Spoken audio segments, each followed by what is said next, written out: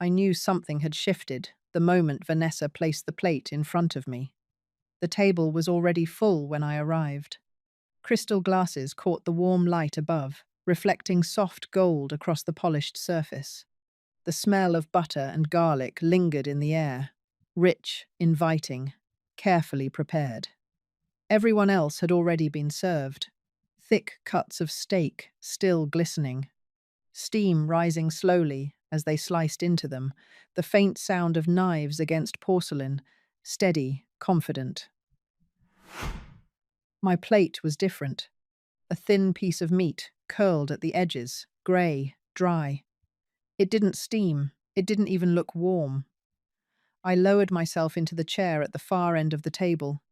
It felt slightly off, like it had been brought in after everything else was arranged. A few inches lower than the others. Just enough to notice if you were paying attention. There was no folded napkin beside my plate. No wine poured into my glass. Just space. Barely enough for my elbows. Eric was laughing at something one of his colleagues had said. His voice carried easily across the table, smooth, practiced. The kind of laugh that belonged in rooms like this. I watched him for a moment. This man, who used to hold my hand crossing busy streets, he didn't look at me. Not once. Vanessa adjusted her bracelet, her smile effortless as she glanced around at her guests. "We like to keep things simple on weekdays," she said lightly, gesturing toward the table. "Simple." I picked up my fork. The meat was cold. Across from me, conversation moved easily. Vacation plans, a new renovation, school programs, a weekend in Sonoma. Voices overlapping, glasses clinking softly, the low hum of people who felt entirely comfortable where they were. None of it reached me. Only Sophie looked. Just for a second. Her eyes met mine, hesitant, as if she wasn't sure what she was seeing. Vanessa's hand rested gently on her shoulder. "Finish your food, sweetheart." And just like that, the moment disappeared. I took another bite, slowly. The room stayed warm. The laughter continued. Nothing shifted on the surface. But something had already changed. At 71, you learn that disrespect doesn't arrive loudly. It doesn't announce itself. Sometimes it's quiet, carefully placed, served on a plate. And that night, I didn't say a word, but I noticed everything. By the time I pulled into my driveway that night, the sky had settled into that soft blue-gray San Diego gets just before full dark. The porch light had already come on, casting a small circle of warmth over the front steps. My house looked the way it always did, quiet, orderly, untouched by anyone else's urgency. I unlocked the door and stepped inside. The air carried a faint scent of lemon oil and paper, clean, familiar. I set my handbag on the counter, slipped off my shoes, and stood there for a moment, listening. The refrigerator hummed softly. A clock ticked somewhere down the hallway. No voices, no expectations, just silence. I filled the kettle and placed it on the stove. The small click of the burner, the low rush of flame, these were the sounds that steadied me. Tea first, always tea. Then everything else. There was always something. If it wasn't the private school invoice for Sophie and her brother, it was the landscaping bill Eric said had gotten out of control. If it wasn't that, it was the lease on their car, a broken appliance, a credit card balance that needed temporary coverage until his next payment came through. Temporary. That word had stretched across years. Vanessa never asked directly. She had a softer way of doing it. A quiet sigh over brunch. A passing comment. "I don't know how people manage these expenses these days."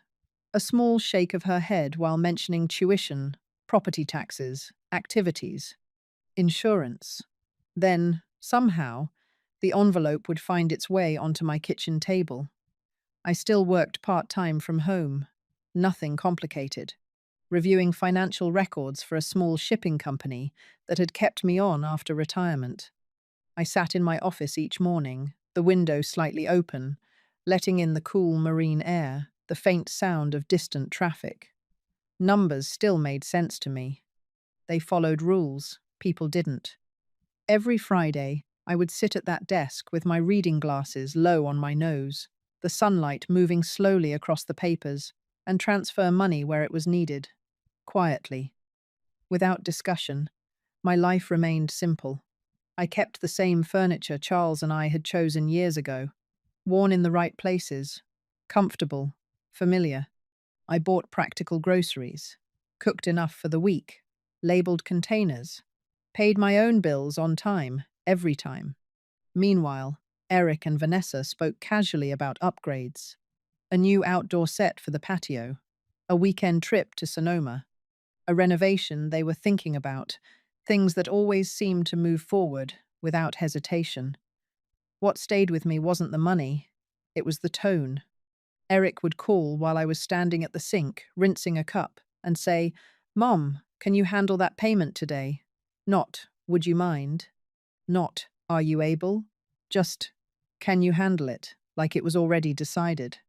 Vanessa once opened my refrigerator, looked at the containers stacked neatly inside, and smiled in a way that didn't quite reach her eyes.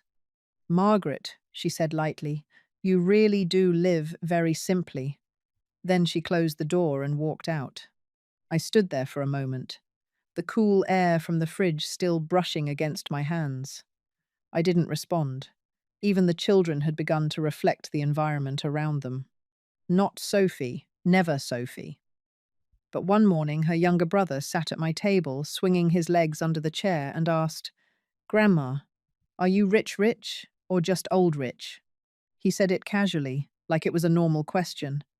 Children repeat what they hear. I never raised my voice, never corrected anyone sharply.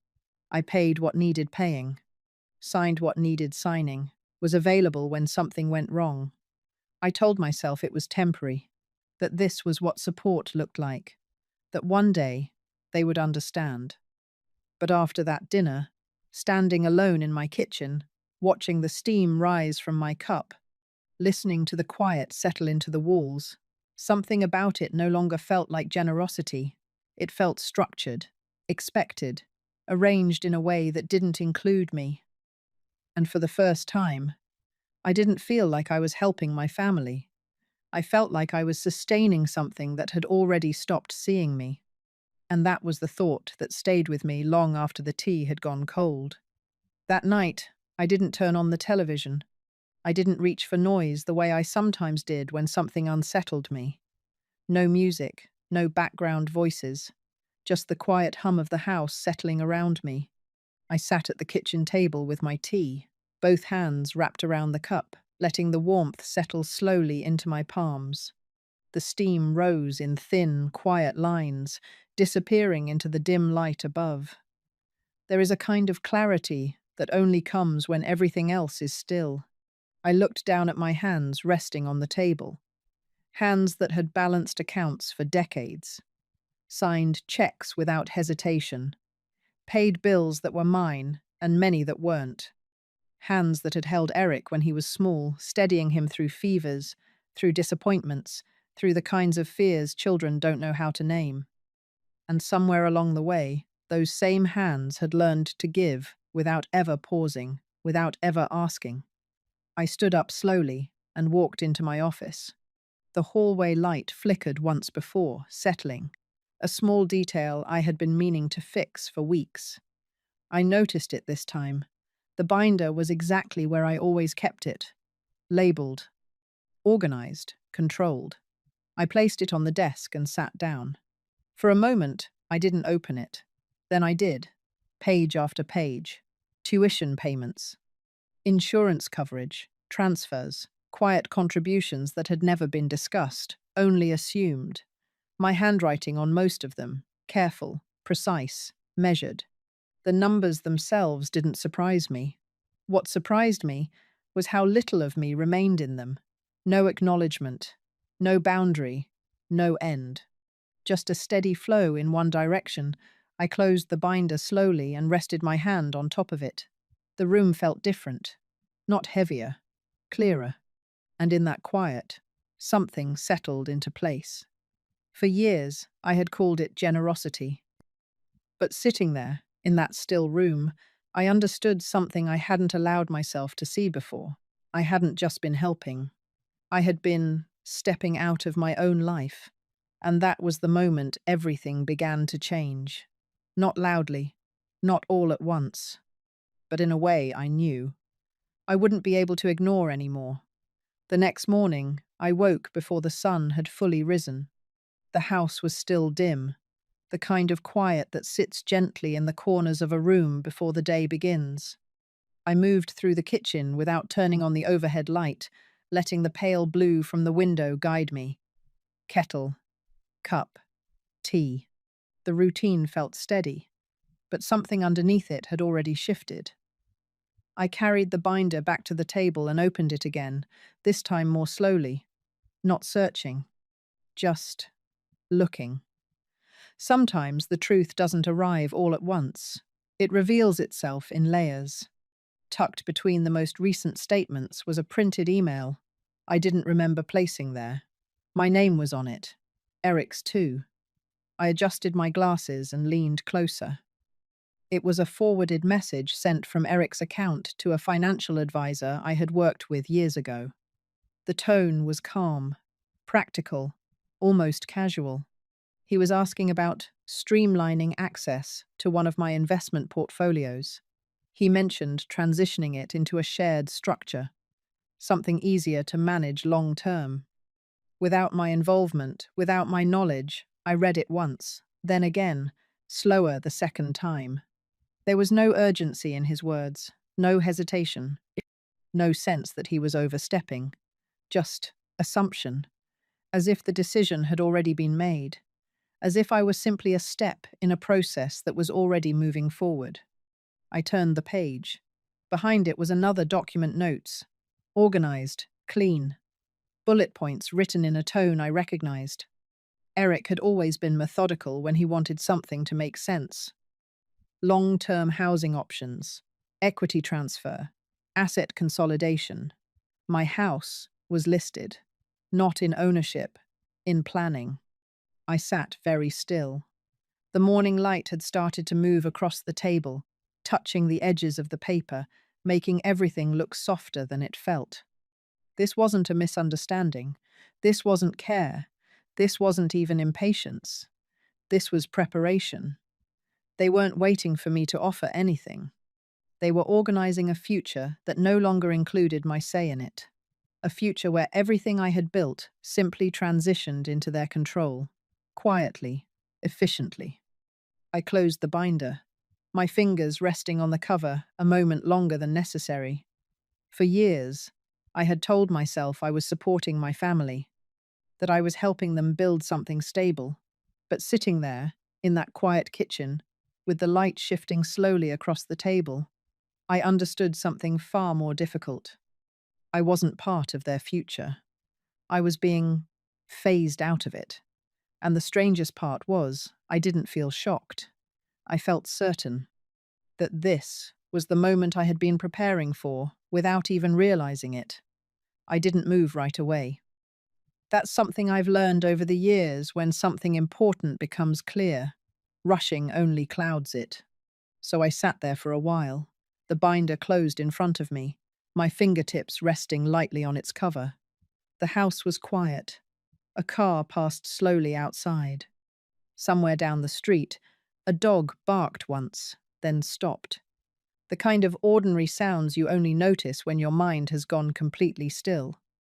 Then I stood up. I carried the binder into my office and set it beside the small wooden box on the shelf, one I hadn't opened in years. It held older documents. The kind you keep not because you need them every day, but because something in you knows they matter. I brought it down carefully and placed it on the desk. The lid creaked slightly when I opened it. Inside were files from another time. The original purchase papers for this house, insurance records, tax documents. Things Charles and I had reviewed together, sitting at this same desk, planning for a future we thought we understood. And beneath them, something I had almost forgotten. A trust agreement. I pulled it out slowly, the paper slightly worn at the edges, and sat down. For a moment, I just looked at it. Then I began to read. Every clause, every condition, every line we had signed all those years ago, carefully written, clearly structured, designed for one purpose, to protect what was ours. And later, what was mine. No shared ownership, no automatic transfers, no external access without direct authorization, no quiet way for anyone to step in and take control. Not even Eric. I leaned back slightly, removing my glasses for a moment, pressing my fingers lightly against the bridge of my nose. For years, I had been acting as though everything I owned was already halfway gone, already promised, already theirs to organize. But legally, it wasn't. Not a single piece of it. The house they had begun planning around was still entirely mine. The accounts they had quietly discussed were still under my full authority. Every assumption they had made was just that, an assumption. I placed the document back on the desk, this time with intention. There is a kind of strength that doesn't come from gaining something new. It comes from realizing you never actually lost it. And sitting there, in that quiet room, with the morning light moving slowly across the desk, I understood something with complete clarity. I didn't need to ask. I didn't need to explain. I didn't need permission. I already had everything I needed to take my life back. I had simply stopped using it. And that was about to change. I left the house just after 8.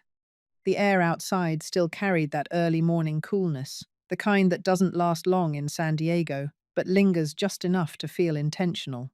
The street was quiet. A neighbor was watering their front lawn, the soft spray catching the light. Somewhere nearby, a garage door lifted slowly, the sound echoing down the block. Everything felt ordinary. And yet, nothing was. I locked the door behind me, slipped the keys into my bag, and walked to the car with steady, unhurried steps. The binder rested on the passenger seat beside me. Not heavy, but present. I drove to the bank first. The building looked the same, as it always had: clean glass, polished floors, the quiet efficiency of a place where decisions are made without noise. I had walked through those doors countless times before, but never like this. Inside, the air was cool, faintly scented with paper and cleaning solution. A young teller greeted me with a polite smile and asked how she could help. I returned the smile, just enough to be courteous. "I'd like to speak with a senior advisor," I said. She nodded and guided me toward a private office. The woman who met me introduced herself as Laura Bennett.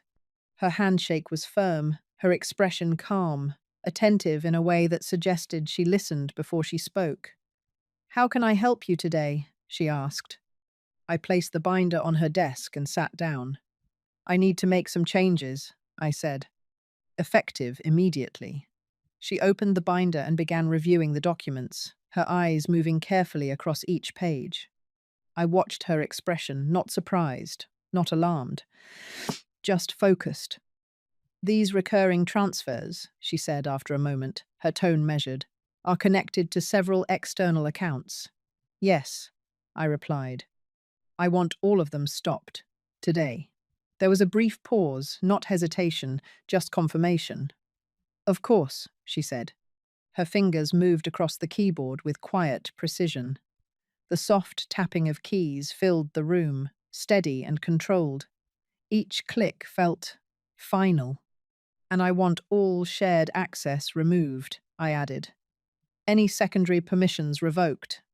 She looked up at me then, just for a moment. Understood. No questions about why, no unnecessary commentary, just action. We went through each account one by one. Transfers cancelled, access removed, security updated. With every step, something inside me settled further into place.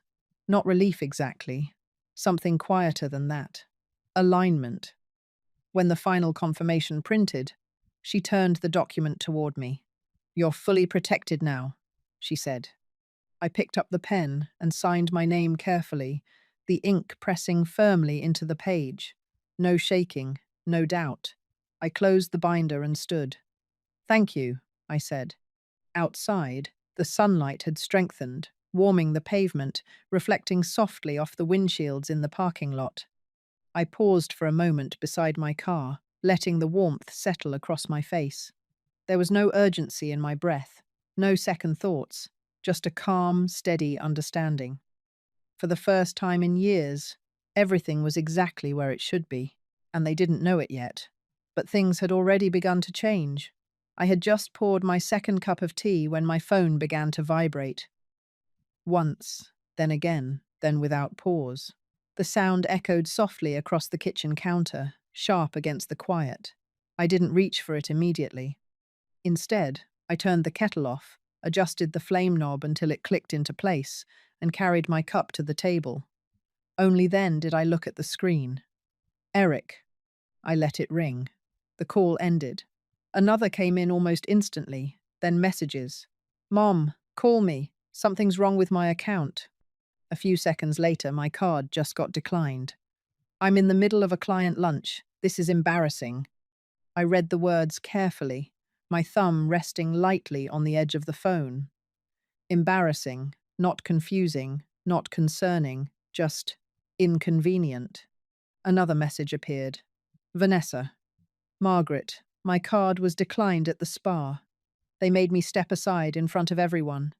You need to fix this, now." I placed the phone face down on the table. The tea was still warm. A thin curl of steam drifted upward, catching the morning light coming through the window. Outside, a car passed slowly, tires brushing against the pavement. Somewhere nearby, a bird landed on the fence, the faint sound of wings folding. Everything around me continued as usual. Inside, something had already shifted. The calls kept coming. I let them, each vibration softer than the last, as if urgency itself was beginning to lose its strength. By mid-morning, the tone had changed. Less command, more strain. "Eric. Mom, the payment didn't go through. I don't understand what's happening. Call me. Please." I noticed that word. Please. It hadn't been there before. Around noon, another message appeared, a different name. "Sophie." I picked up the phone this time. "Grandma, are you okay?" I read it twice, then slowly typed back. "I'm fine, sweetheart. Are you?" There was a pause. "Then Mum and Dad are really upset. They think something's wrong with the bank. They're arguing a lot." I exhaled quietly, my fingers resting against the edge of the table. "Thank you for checking on me," I wrote. "That means more than you know." A small heart appeared on the screen. Simple, uncomplicated, real. I set the phone down again. By early afternoon, I heard a car pull into the driveway. Too fast. Tires against gravel. Doors closing harder than necessary. Voices carried through the air before footsteps reached the porch. My phone vibrated again. "Vanessa. We're outside. Open the door." I didn't move. The knock came next, sharp, impatient. "Mom, this is ridiculous." Eric's voice came through the door. "Just open it. We need to talk." I lifted my cup and took a slow sip. The tea had cooled slightly, still warm enough. Outside, their voices rose and fell, frustration pressing against the quiet of the house. Inside, nothing shifted. I remained where I was. For the first time in years, I wasn't responding to urgency that wasn't mine. Minutes passed, the knocking slowed, then stopped. Footsteps moved away. A car door slammed. Silence returned. I sat there for a moment longer, my hand still wrapped around the cup, the warmth steady, familiar. And in that quiet, I understood something clearly. They were not reacting to losing me. They were reacting to losing access. And that realization changed everything. I didn't open the door that day, not because I wanted to punish them, but because I needed to see what would happen if I stopped stepping in. For years, I had filled every gap before it could fully form. paid things before they became urgent, solved problems before they reached the surface. Now, I let them stay. The knocking continued for several minutes, sharp at first, then uneven, then quieter. I could hear Eric pacing on the porch, his steps dragging slightly, the rhythm off.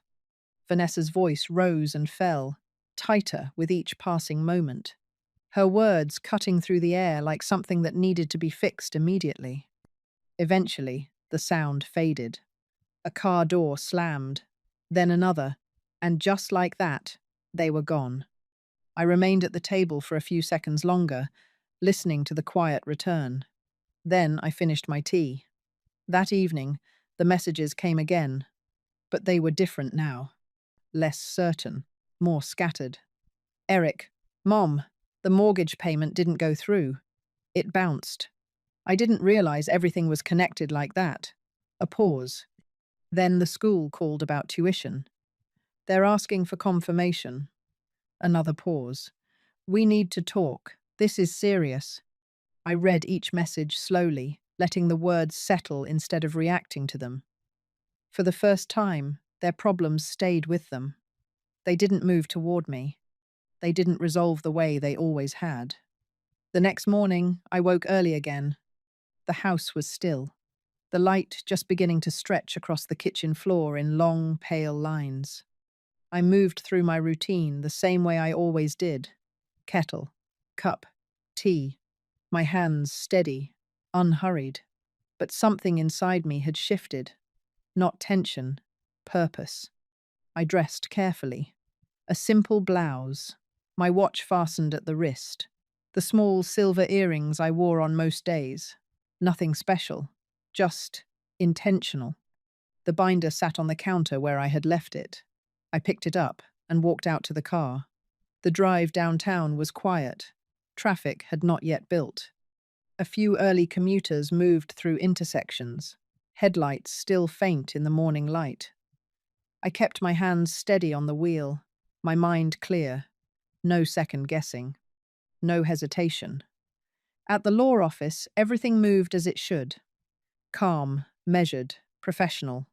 The building itself was older brick exterior, narrow windows, wooden floors that carried a soft creak when you walked across them. The kind of place where time slows just enough for decisions to feel deliberate.